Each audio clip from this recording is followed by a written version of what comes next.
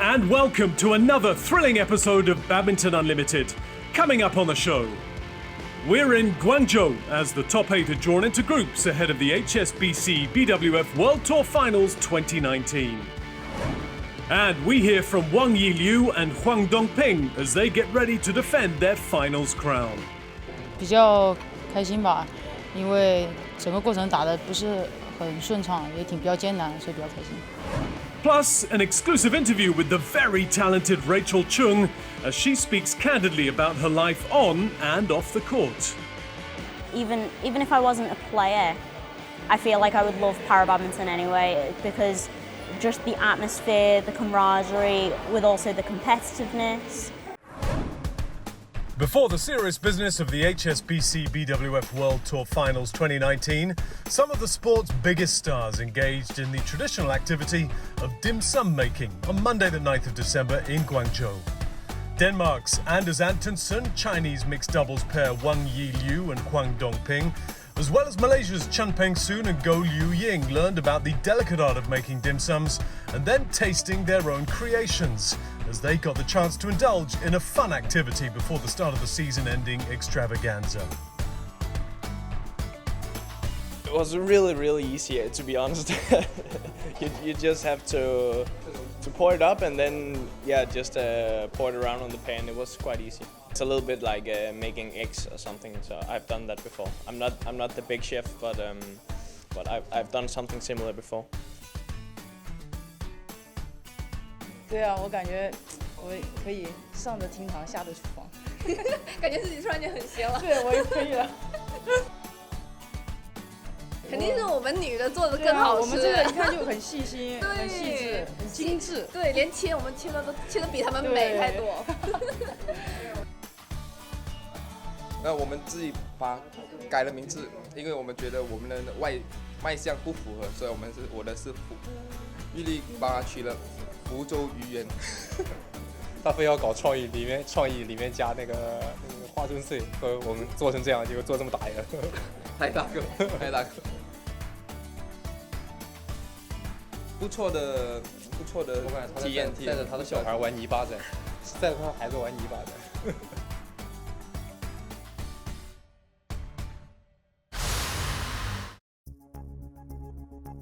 The official draw ceremony followed, with the 8 players and pairs from all 5 categories being split into 2 groups, where the top seed was allocated the number 1 position in Group A, and second seed was put in the top position in Group B, with the 3rd and 4th seeds drawn next, followed by the remaining 4 players drawn into the respective groups. So, in men's singles, Kenta Momota was placed on top of Group A, and similarly Chiu Tian Chen in Group B. 3rd seed Jonathan Christie was drawn into Group A alongside Momota, while Chen Long joined Group B, which is being tagged the Group of Death, after Victor Axelsen and Anthony Sinisuka Ginting joined the ranks. China's Chen Yufei took the number 1 spot in Group A of the women's singles draw, with 2nd seed Ratchanok Intanon placed in Group B. Japan's 3rd and 4th seeds Akane Yamaguchi and Nozomi Okuhara were drawn in Groups A and B respectively. China's He Bingjiao and world champion Prasala V. Sindhu were then added to Group A, making it the tougher one to get through. Men's doubles number 1 seeds Marcus Fenaldi-Gideon, Kevin Sanjaya Sukamuljo took top spot in Group A, while world champions Mohammad Hassan and Hendra Setiawan took the equivalent in Group B. 4th seeds Li Yang, Wang Qilin were put in Group B, while Japan's Takeshi Kimura, Keigo Sonoda were drawn in Group A, and will also have to contend with defending champions Li Junhui and Liu Yu Chen and teammates Hiroyuki Endo and Yuta Watanabe. Women's doubles draw witnessed top seeds Yuki Fukushima and Sayaka Hirota placed on top of Group A, with world champions Maya Matsumoto and Wakana Nagahara at the summit of Group B. 3rd seeds Kim So-young, Kong Hee-young were drawn in Group B, while China's Chen Qingchen, Jia Yifan in Group A, which seems to be the more dangerous of the 2, with Indonesia's Gracia Poli, Apriyani Rahayu, and China's Du Yue, Li Yin-hui also in the mix. Finally, in mixed doubles, Dechapol Puavaranukro, Sapsiri Tiratanachai were in top spot of Group A, and Zheng Siwei, Huang Yachong in Group B. Defending champions Wang Liu, Huang Dongping were drawn alongside the ties in Group A, with 4th seeds Praveen Jordan, Melati Daeva Octavianti in Group B. Chung and Huang's Group B also consisted of Hafiz Faisal, Gloria Emmanuel Wajaja, and Japan's Yuta Watanabe, Arisa Higashino. With only the top two from each group progressing to the semi-finals, the Chinese world champions reacted to the draw. 我觉得我们组的3个对手，反正我们之前都输给过他们。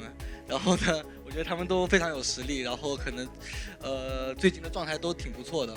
然后像乔丹他们也是之前丹麦、法国连续2站冠军，我们2次输给他们。然后渡边他们日本的这队选手又是刚刚拿了1站冠军，然后所以我觉得他们现在都是状态正好的时候，所以我觉得我们每一场会非常困难，但是我们会全力以赴去打好每一场比赛。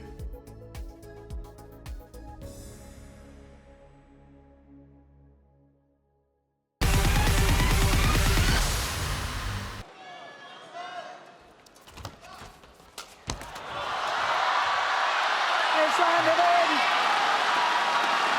The World Championships silver medalists, Wang Yilu and Wang Dongping, win their first ever World Tour title. And they've done it at the biggest event of them all, the HSBC BWF World Tour Finals.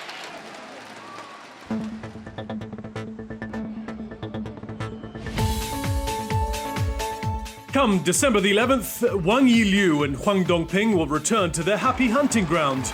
The Chinese entered the Tianhe Gymnasium with many doubts last year, as they were winless in 5 finals. They're now the proud winners of 5 HSBC BWF World Tour crowns in 2019, with the title in Guangzhou proving to be the turning point of their career. 因为在中国本土作战，所以说还是想尽量表现好一点吧，拿出一个好的技战术水平，让本土自己中国的球迷有一场好的比赛看吧。Unbelievable. It's absolutely fantastic. Here it comes now. She's defending it so well, Dongping. Unbelievable. And a big smash. 比较开心吧，因为整个过程打得不是很顺畅，也比较艰难，所以比较开心。身体还是比较兴奋吧，因为之前输了好多次，然后那天比赛打的整体比较艰难嘛，然后最后很艰难赢，所以说自己最后还是比较激动、比较兴奋的吧。其实最后比分也被他们追上来，最后还好，最后咬牙坚持住了，赢下比赛，所以说还是比较开心的。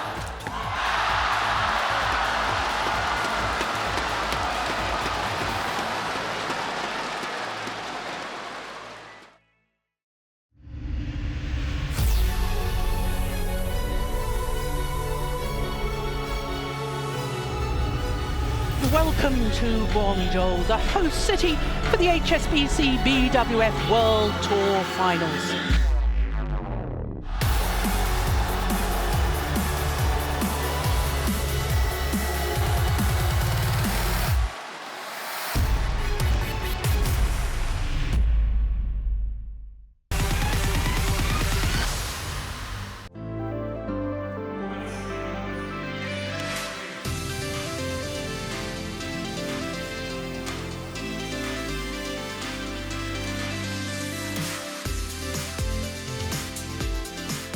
I'm Rachel Choong.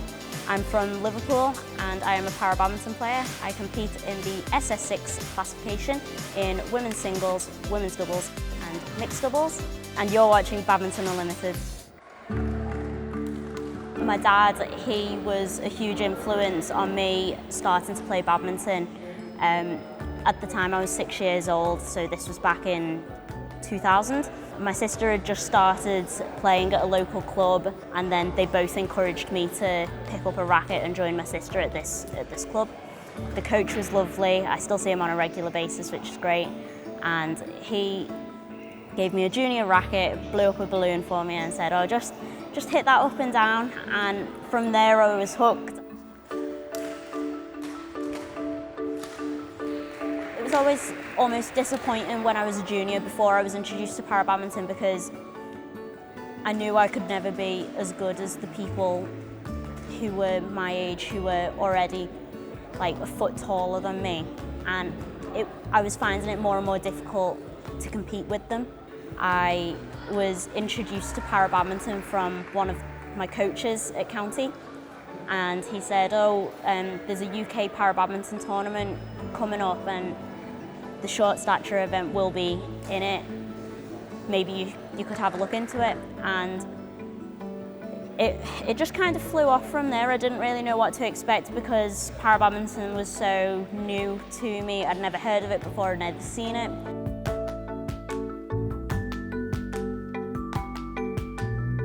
My first World Championships was in 2013 in Dortmund, Germany, and I came away with 2 gold medals in the singles and mixed. And well, firstly, that was just quite a shock to me anyway, because going from thinking that I could do quite well in para-badminton to all of a sudden being world champion, it was amazing for me to just even comprehend. And then the next World Championships, 2015, Stoke Mandeville in England. It was the first World Championships after we got Paralympic status for Tokyo 2020. So it was already a big tournament. It was getting a little bit more interest as well. To do it, to get the triple on home soil. All of my family was there. You know, some of my friends were there as well. They'd come down to watch. And it was surreal.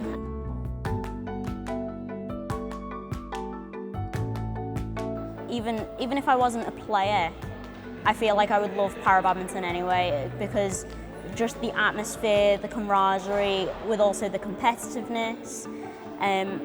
All the players are an inspiration in their own way, having to overcome the barriers that they've overcome. And players to get so much joy from participating in a sport, I think it's brilliant.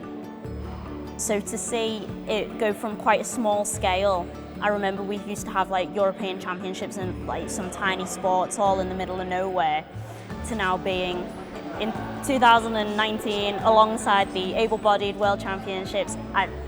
It blows my mind to think that that's how far the sport has come. We now have Paralympic status as well, which is fantastic. I think the recognition that the sport deserves, it's starting to get. Time for a quick break here on Badminton Unlimited, but here's a sneak peek of what you can expect in part 2 of our conversation with Rachel Choong. Stay with us. Well, it's a Malaysian surname, and my dad, obviously because it's his surname, I think he'd say it as Chung. Princess Leia is a great character. I mean, she's a princess, and people might say I'm a bit of a princess as well. Okay, like straight down the camera, straight down the lens. You can't stop me eating my food. Honestly, my willpower when it comes down to food is weak. Probably look like the Michelin man in my chef whites, wouldn't I? Some people just go ahead and say, she's Paralympic champion. And I'm like, not quite. I mean, I don't want to come across where I'm a bit rude and I have to correct you, but no, it's not quite. As long as you can understand my Scouse accent, yeah, sure, I'd definitely be up for commentary.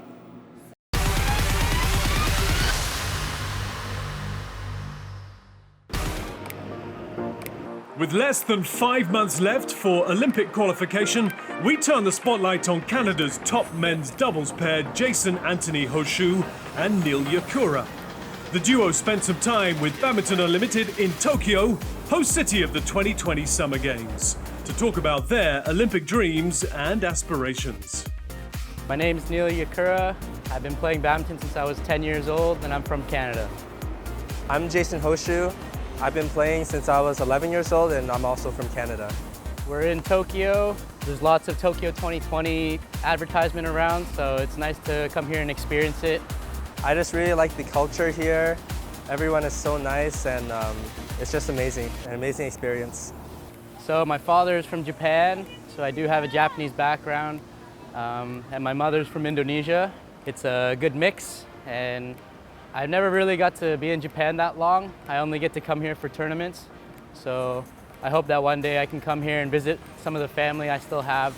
So our goal is to qualify for the Olympic Games next year in Tokyo. We've been playing together for a couple years already, and overall that's been our goal since day one. We really want to qualify next year for Tokyo. It's been a pretty big dream of mine since I was in my teen years, I think. I tried to qualify for the last one in Rio, but unfortunately I didn't make it. But this year with my new partner Jason, it feels very comfortable right now, and we have a good thing going for us. So I think we have a good chance of making it, so I hope that we can do that.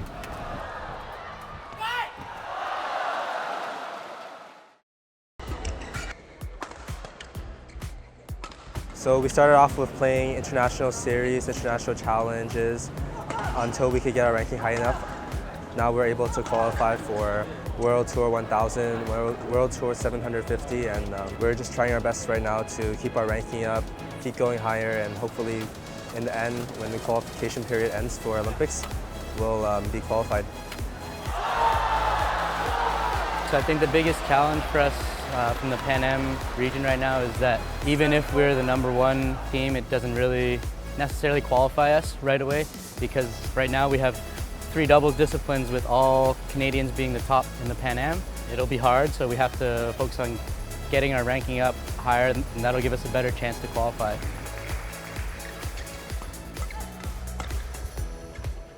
In Canada, our most crucial factor that affects us is financially, because we don't have our airfare, our hotels, anything paid for by our federation, so everything is self-funded for us. And I think we're very lucky that our families help support us and are supportive of us playing badminton, because without them we wouldn't be able to travel, we wouldn't be able to compete and fight for our dream. The road to qualifying to Olympics is very hard, but no matter what, we'll do our best. And hopefully we can make it next year in 2020.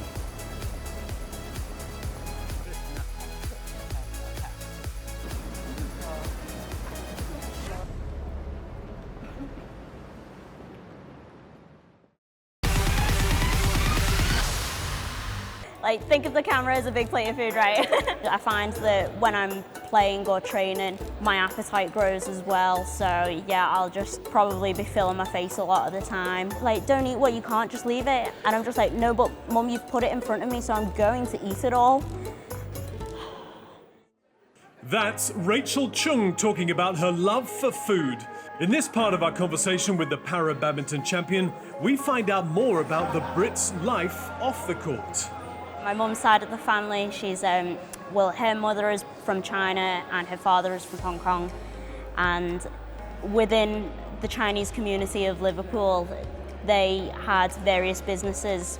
But I think the one that really set our family apart from any other business is that we opened an Asian food supermarket. And it was one of the biggest in Liverpool in terms of size. So I grew up in there. I remember I spent a lot of my childhood in the supermarket, so I was always surrounded by Asian food. Liverpool actually has the oldest Chinese communities in Europe, so yeah, I love exploring the Chinese areas of Liverpool and going to all the restaurants and trying all their food. There's this really amazing Chinese dish, and I love it from my local Chinese restaurant, and it's shredded pork, carrots and green beans on crispy noodles, and I think that's like my favorite dish of all time. I do love that dish. I joke to people because like a lot of people know that I love to eat. I do like putting pictures of what I'm eating on social media, and everyone's always like, oh, why are you not fat? And I said, don't tell anyone, but it's the only reason why I play badminton. It's to keep the weight off. Being from Liverpool, football's obviously very big. I do support Liverpool Football Club. Things like multi-sport events, the Olympics, the Winter Olympics, Commonwealth Games. I almost become a hermit and just stay in the house and I'm just watching TV the whole time because I love watching other different sports. I think athletes like, well, Usain Bolt, because he is a like me, he is a multi-medal winning athlete, and he's just dominated his sport for such a long time as well. So he's been an inspiration. He also ended his career at a nice time, I think, while he was still on form. Badminton players, like for me, being English, at the time when I was introduced to the sport, I was looking up towards Nathan Robertson and Gail Ems, and it's quite nice to say that I know them on a more personal level now, so it's nice. People say you shouldn't meet your idols, but mine are pretty nice, the ones I've met, so. In terms of movies, I do love my comedies, so Adam Sandler, Will Ferrell. I also like some sci-fi films as well, so Star Wars. There's one Yoda quote that's great, and he goes, "Judge me by my size, do you?" And I got that on a t-shirt as well, boss. Even comic book sci-fi, so like the Avengers. There was a great scene in Endgame. Spoiler alert if you haven't seen it. All the girls come together. Gwyneth Paltrow's character, you've got Emily Olsen's character, and they're just bossing it. And I'm pretty sure I screamed when I first saw it in the cinema. It was fantastic.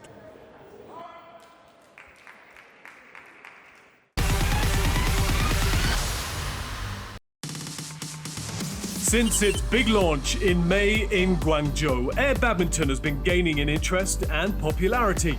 The exciting outdoor game is winning fans in Europe, with Finland and the Netherlands leading the way. It was only a matter of time before Asia got stuck in. From the day we heard AirBadminton in China and the day they showed us the game, I was running after it. We want it to happen in Dubai. It provides a lot more of opportunities for Singaporeans all over to participate and to have greater opportunities to play the great game of badminton. Held alongside the Dubai International Challenge 2019 taking place at the Nad Al Sheba Sports Complex, Dubai AirBadminton 2019 saw participants having a go on both hard and sand surfaces. Playing on sand with wind and different shuttle is totally different. For me, I was so excited to playing air badminton, and it's like I have so many fun, and it's like very enjoyable for me. We've tried the outdoor court. It's very interesting because the wind, it's tricky to play with the new shuttle. As you can see it's very nice and new. Singapore also had their official AirBadminton launch concurrent with the Singapore Youth International Series 2019 held at the Heartbeat at Bedok. A live demonstration of the sport was followed by a friendly competition. It was a good experience. It was fun playing badminton outdoors, and we get to know about the rules and then different, so we need to adapt, and then we need to control the new shuttles. So it's a good experience and it's fun. National administrators of the sport of both member associations are already excited at how AirBadminton can attract new fans as well as those who follow the traditional version. People used to play badminton indoor, but now when you have it outdoor, the parks are open, the beaches are open. So people have more opportunity to play. People just need to grab a racket and just start playing. All our indoor courts are always fully booked at the peak periods. And this is how popular badminton is in Singapore. With AirBadminton, this solves the problem. People who wishes to play badminton, who want to just enjoy the game, they can do it anywhere and almost any time. As 2019 comes to a close, AirBadminton's appeal is only just beginning. Designed to create opportunities for anyone to play the game on any surface, there can only be exciting times ahead for AirBadminton. AirBadminton in the heartlands, AirBadminton in the city, AirBadminton at the beaches, and making it a very hip and popular sport among sporting enthusiasts in Singapore. When we will have a championship for the GCC countries, we welcome them to come and try it. It's not just starting from Dubai, it's Dubai, UAE to the world. It's outdoor. People love outdoor sports, and the message is just come and try it and you're gonna love it. That's it for this episode of Badminton Unlimited. Join us again next week as we recap the best of the action from Guangzhou at the season-ending HSBC BWF World Tour Finals 2019. In the meantime, remember to log on to BWF's fan site, bwfbadminton.com, for all the latest updates and features on the sport. It's bye-bye for now.